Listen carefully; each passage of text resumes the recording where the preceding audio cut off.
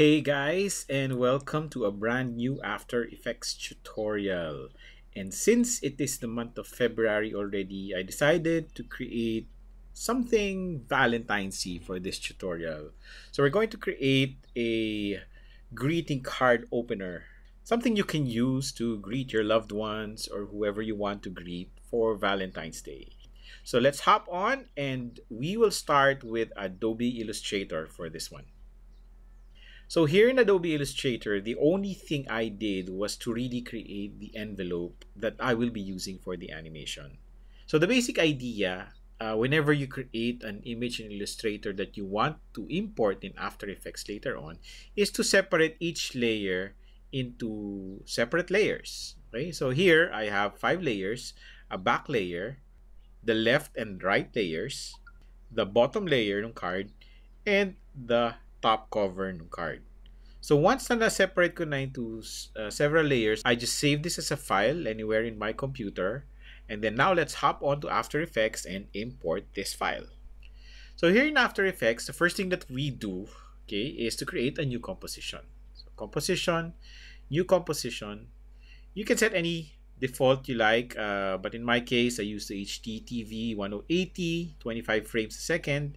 Full HD size is okay. 10 seconds long is perfectly okay. And what I'll do is I will just rename the composition to greeting card and hit OK. Now, let's import our footage. So click on File, Import, File, and we just click on the envelope Illustrator file that we created earlier and import. Now the thing to note here is that this pop-up will appear, and here you will have a choice of importing a footage or a composition. In this case, let's import a composition and we want to maintain it as layer size. Click OK. And now you should have two additional folders in your project panel. It's an envelope and an envelope layers folder. So if you click on the envelopes folder, you will see here the complete list of layers that we have created in our Adobe Illustrator file.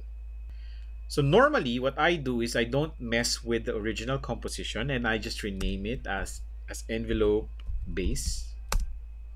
So now we have to duplicate this layer. So click nyo yung envelope database, Control D, and let's just rename it as envelope still. So basically, this is just a comp that involves yung envelope natin na hindi gumagalaw. So it's the same thing. Okay? And then I will duplicate it again, Control D, and rename it by pressing Enter, and envelope open. So itong composition na to, what I will do is I will animate the top flap opening up. So to do that, just go place your time indicator dun sa simula ng composition nyo, click nyo yung cover, and hit the S property to bring up the scale, and then hit Y para makuha natin yung pan behind tool or itong tool na to, and then let's move this anchor point dun sa top na yan. And then with the scale property selected, hit the stopwatch to create a keyframe, and then let's try to move siguro mga 10 frames down by hitting shift page down, so that's 10 frames down, and then unclicking this link button here dun sa scale mo and setting the Y value to -100%. Basically, what happened now is that you created an animation for the flap opening. So let's select both of these keyframes and hit F9 to create an easy ease.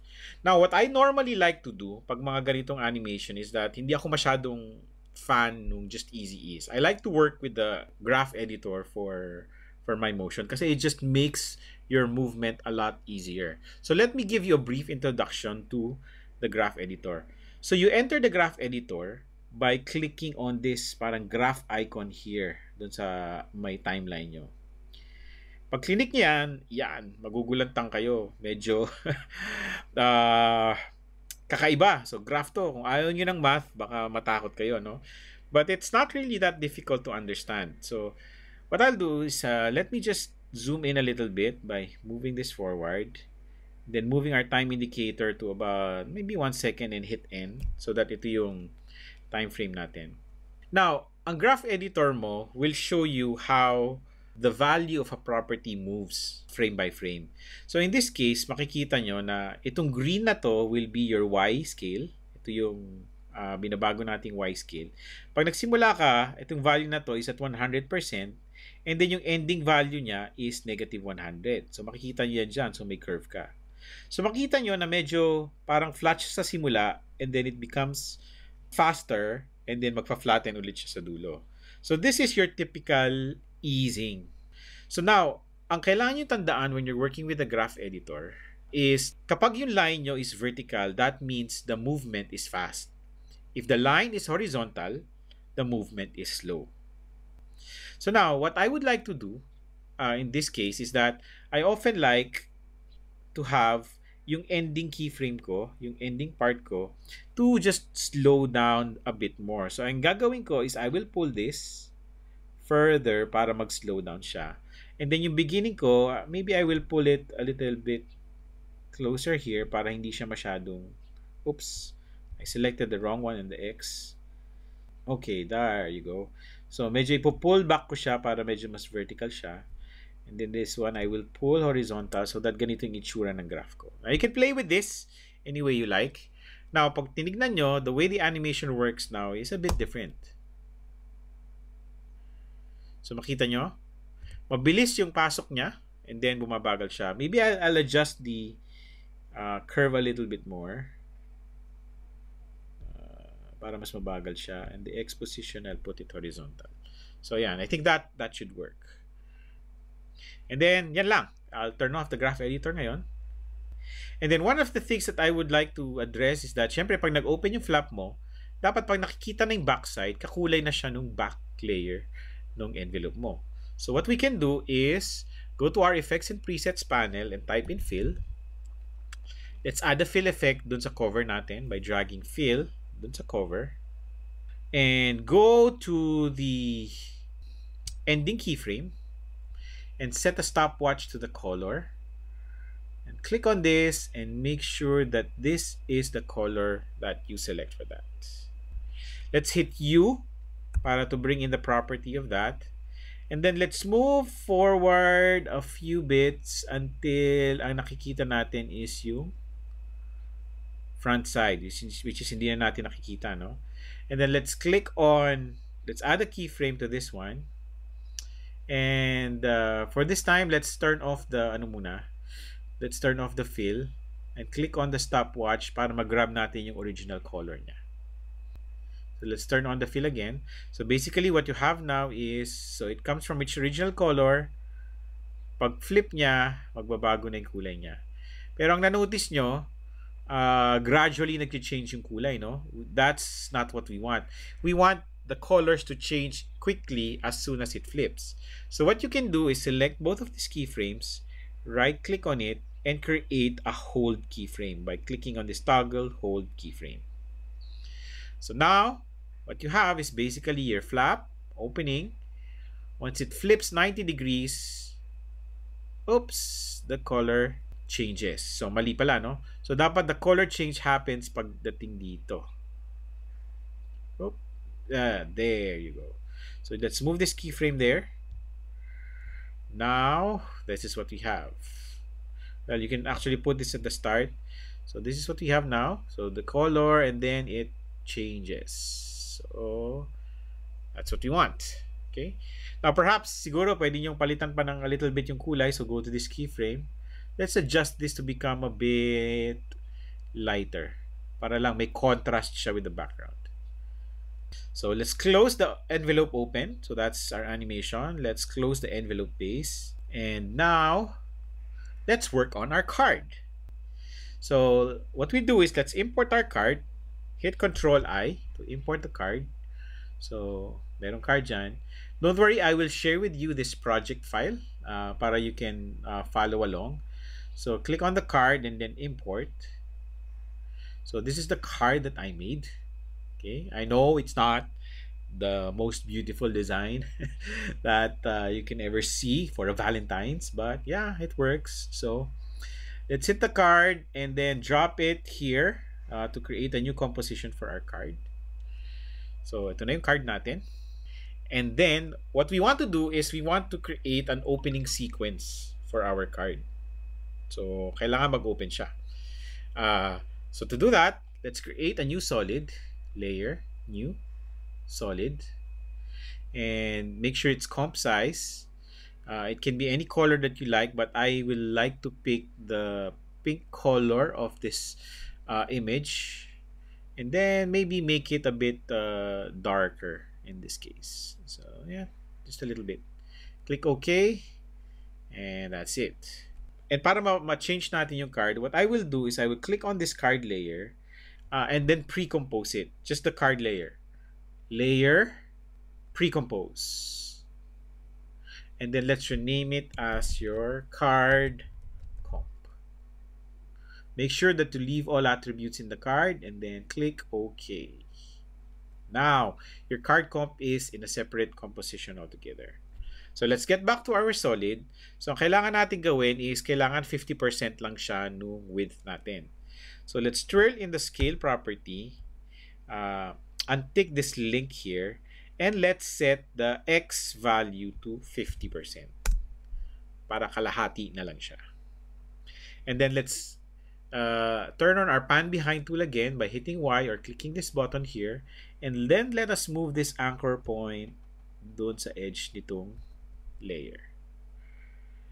And then with the layer selected or the solid selected, hit P, right click on the position and hit on reset to center that on screen. Now that is 1/2 of our envelope or our card. So let's duplicate this layer.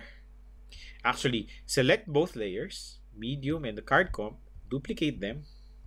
Bring in the first card comp up. Dyan. So this one is, lagyan natin ito right. Ito left.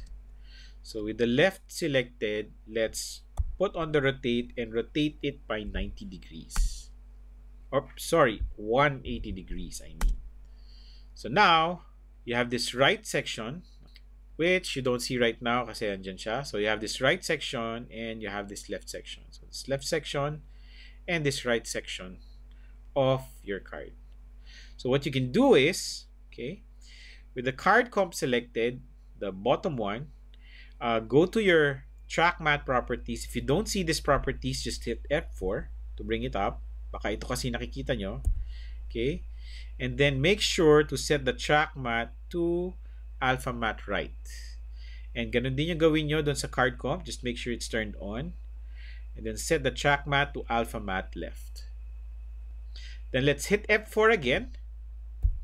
And let's turn all of these layers into 3D by hitting on this 3D switch. So basically what you have now is that mayroon ng sariling matte yung bawat isa na card comp. And what you can do is, with this card comp selected, you can actually just play around with the orientation or with the Y rotation, and you will immediately see na nag-flip yung object mo. So let's reset the rotation of this composition by hitting R and setting the rotation back to 0. And so now we have our card set up properly.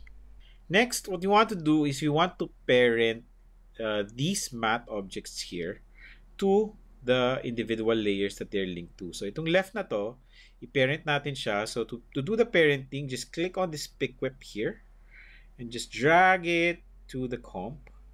Okay, and do the same thing for the right one and drag it to this comp. Okay, that way anytime na yung card comps mo will move, the matte that is associated to it will also move in the same direction. Okay, now let's go to 1 second of this frame. Let's click on the rotation property for the left card section. And let's place a stopwatch to our Y rotation. Okay. And then let's move it maybe just 2 seconds forward.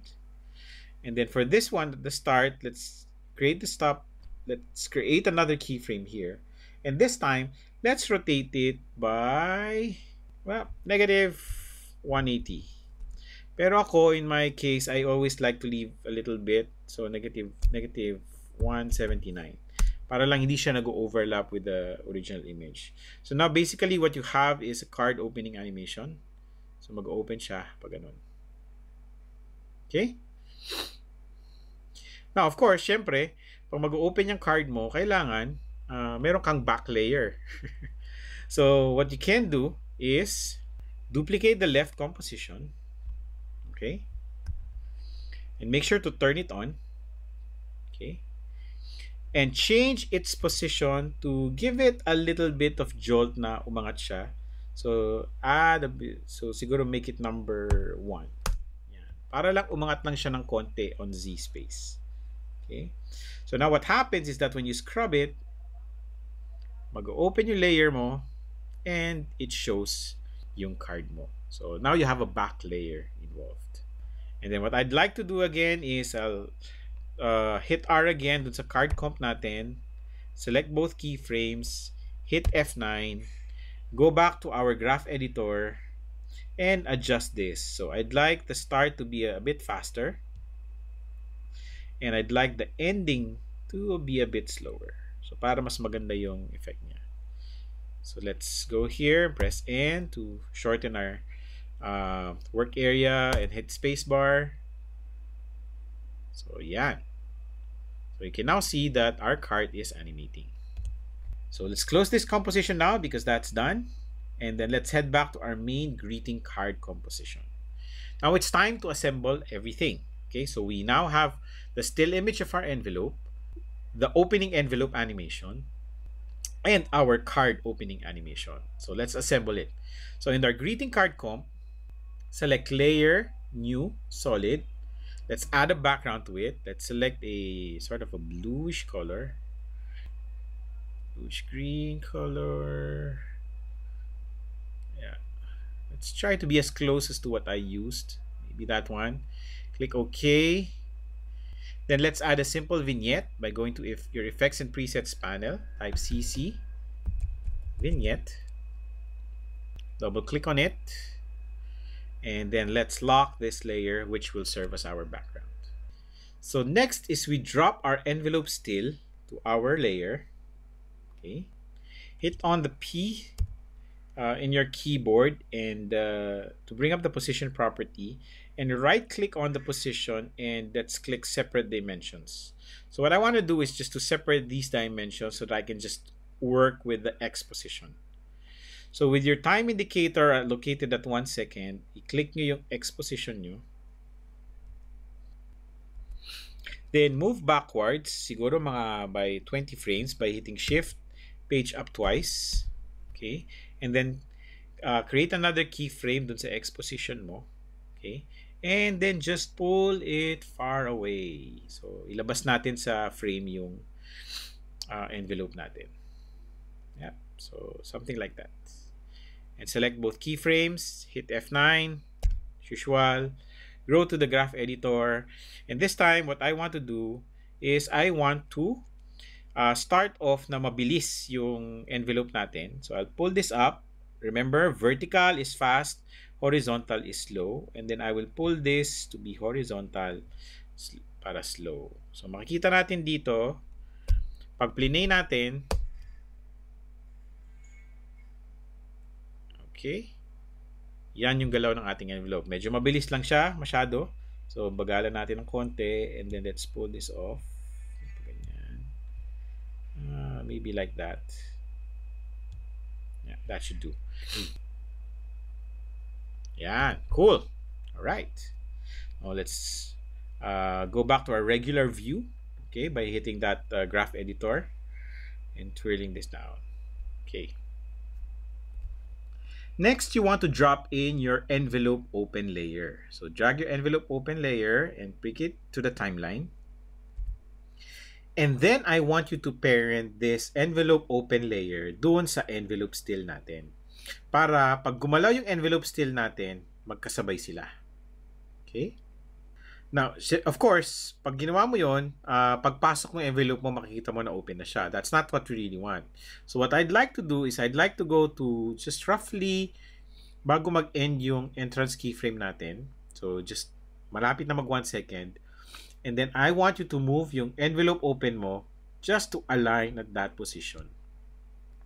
So basically, ang nangyayari ngayon dito, Papasok yung envelope mo, sarado ba siya, and just before it lands, mag-open up yung flap mo. So, cool.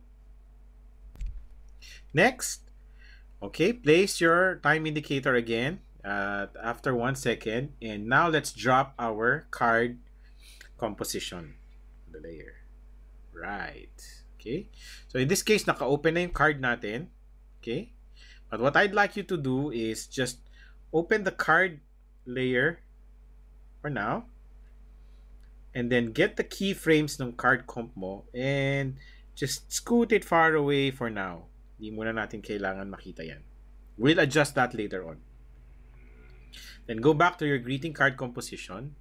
And then let's orient this card in the correct way. But first, we have to parent this to our envelope still. So click on this, pick whip, and parent it to our envelope still.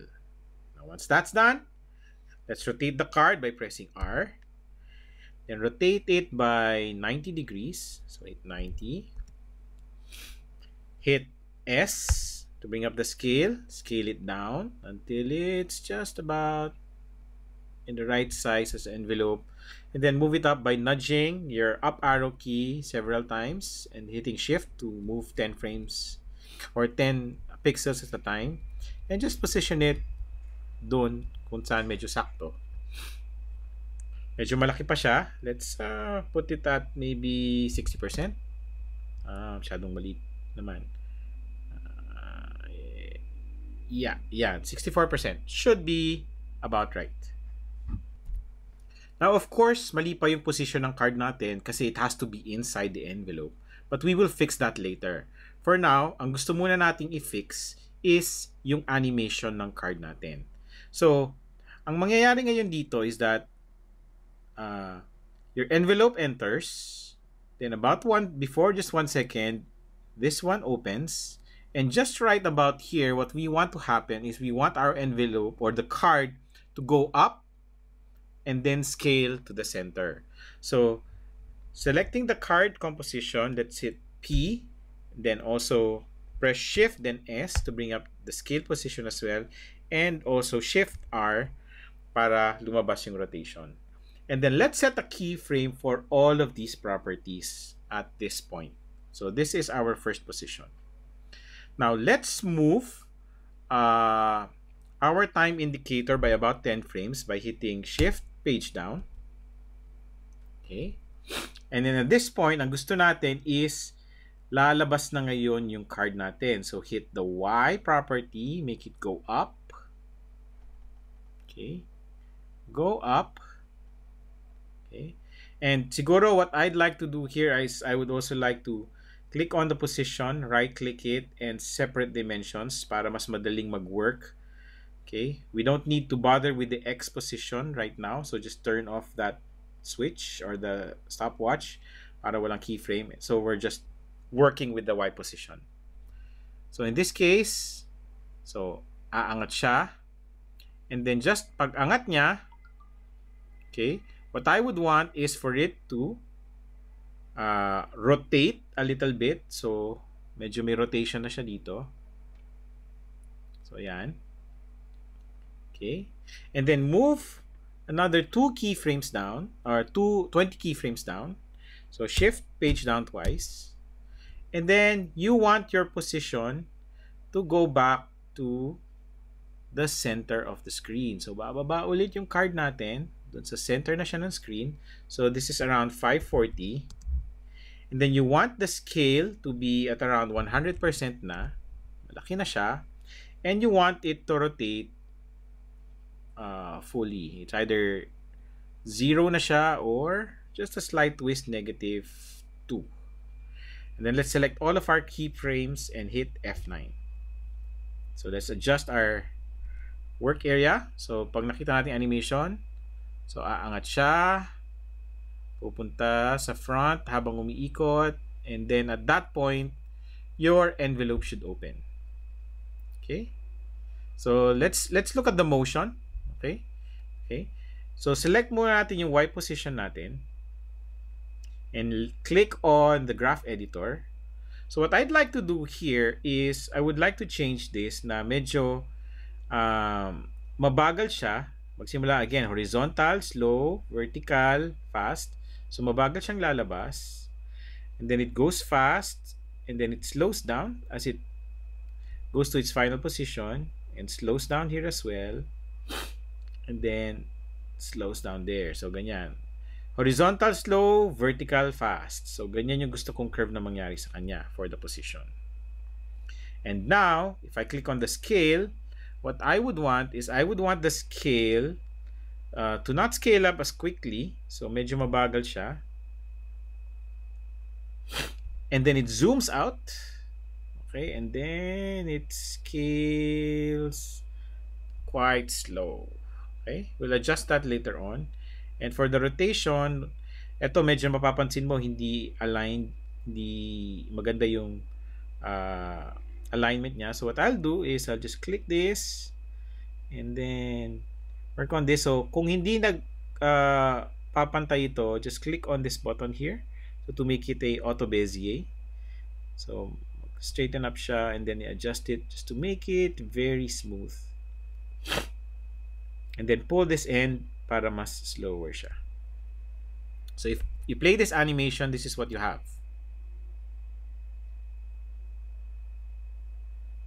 Okay. Alright. So medyo nagjo-jerk yung ano ba? So mapapansin nyo, nagjo-jerk yung rotation at that point. So ito medyo kailangan lang ng tweaking pa doon sa keyframes natin. Siguro what I can do is, in this case, nagsiscale up na agad siya, no? So dapat yata hindi pa siya nagsiscale at that point. So let me move the scale property, starting keyframe na scale mo dito, para hindi pa siya nagsiscale up. And then let's remove the rotation. May move it a bit here and move this a little bit. So medyo pakiramdaman na sa adjustment. So let's see how this works.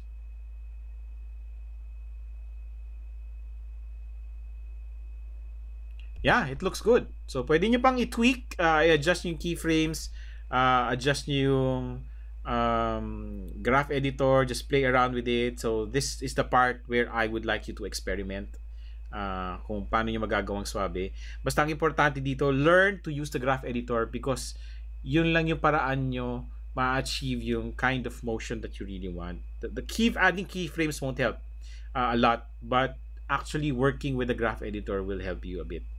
Siguro what I would like to do here is that I would like the final scale property to be a bit further para lang kahit na naka-position na siya, medyo lumalaki pa rin yung card natin. So in this case, medyo maliit siya, 100. Let's put it at 110% siguro. Or maybe even 112 para lang mako-cover. Oops, masyado malaki. Sorry. 112. So that should be right. Now, kailangan na ngayon natin i-timing kung saan siya bubukas. So ang gusto ko, pagdating dito, mag-i-end siya, babagsak siya. Siguro around this time, bubukas na dapat yung card. So with your time indicator there, click on the card composition and scoot these two things here right there. So that when you go back to your greeting card composition, pagdating niya dyan, bumubukas na yung card mo and then it lands properly. So there you have it. That's the basic animation that you will do. Now, of course, isa sa mga mapapansin ninyo is when you go back here, mapapansin nyo, no, that when the card opens, makikita nyo na medyo putol dito sa ibabaw. So what I want you to do is click on the card, hit F4 to make sure that the switches are on, and click on this continuously rasterize button. When you click that, mapapansin nyo lalabas na yon. Next, kailangan na natin i-fix yung position ng ating card. So remember, dun sa simula, yung card natin nasa labas siya ng envelope. So dapat nasa loob siya. Okay? So ito lang yung a few tricks that you can have up your sleeves to be able to make this work. So here's the first thing that we need to address. So kailangan ilagay muna natin yung card sa loob ng envelope. So what you can do is you duplicate the still composition. Duplicate the still, hit enter and rename it as the bottom. And what you do is open this bottom composition and turn off the cover and also the back layer so that you just have the top part ng envelope mo. And what you will do is you will use it as a mat. So with the greeting card layer, drop this down here. And then make sure that your time indicator is just after 1 second after nitong still mo. If you hit the position, basta after that keyframe. And then I want you to parent this to the envelope still. And with the card selected, hit F4 to bring in the track matte properties and select track matte alpha inverted. So pag nakita nyo ngayon yan, that solves your problem na nasa loob siya. Of course, it introduced a new problem. Ngayon, may part ng card mo na nakikita sa ibabaw. You don't want that. So there's a quick fix for that, almost the same thing as you did. So what you can do is duplicate ngayon yung envelope open, Control D, and rename it as envelope cover. And in this case, open it again. Ang ito turn off mo naman dito is everything else except the cover. So you just have the cover there. Now go back to your greeting card layer, drop in your envelope cover at the top, and then make sure to parent it to your envelope still. So now, when you go at the very beginning, align nyo pa ulit siya. So something was wrong. So go back, align mo dun sa envelope open, make sure that this one is aligned. So select this layer and hit the open bracket tool para ma-align mo lang siya. So kailangan yung dalawang align na yan. Envelope cover and envelope open are aligned. So that pagpasok nila, and then it opens up. There you go. Now, of course, the problem at the beginning is hindi mo na-address yung problem dito sa simula. Nakikita pa rin. Dito, nawala siya. Okay? So, there's a quick way to address it. Again, so what you can do is just drop in your envelope still again. Okay? Put it down just below the envelope cover layer. Make sure that your time indicator is after the 1 second. Now, parent this to the envelope still. And go to this beginning of the envelope cover layer. Select the envelope still and hit Alt, close bracket, just to cut that layer to that point. So now, ito na-address na natin. So it goes in, and then it opens up, shows the card goes out, and there you have your problem again. Okay? And then it opens, and there you have it. So now, okay, there's just a quick fix for that. Ang gagawin mo lang is that as soon as the flap opens, okay, and when the card goes up, okay, ang pwede nyo gawin is turn off nyo na yung envelope cover up to that point. Okay, so just click on the envelope cover, the top one, and hit Alt, close bracket, para mawala na yung layer na yon, makat na, so that when the card goes up, wala na yung layer na yon.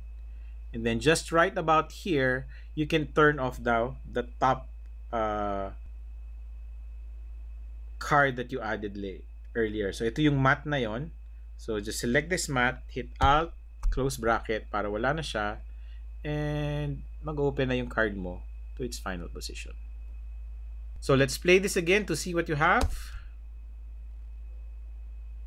And there you have it. So yeah, I hope marami kayo natutunan sa tutorial na ito. It's very simple. Now, if you want to change the card, okay, kung ano yung nakalagay sa card, just go onto the card layer, hit on the card comp that you made, and then just replace it. Maybe gawa kayo ng text. Hello. So ilagay nyo lang. So whatever you like, add that text there. Just make sure that you have a square background. Okay, so overlay lang natin yan.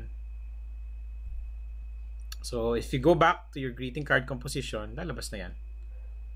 Okay, so yep, there you have it. Okay, thanks for watching, and I hope marami kayong natutunan sa tutorial nito. I know it's quite a long tutorial, but yeah, I hope na marami kayong natutunan at sana nakatulong sa inyo in improving your After Effects skills. Alright, thanks for watching, and as usual, please remember to subscribe to my channel, and also share this with people whom you may know who might benefit from this tutorial. And of course, I would always like to see kung ano yung maka-come up nyo with this tutorial. Thanks for watching, and remember, always keep learning. Bye!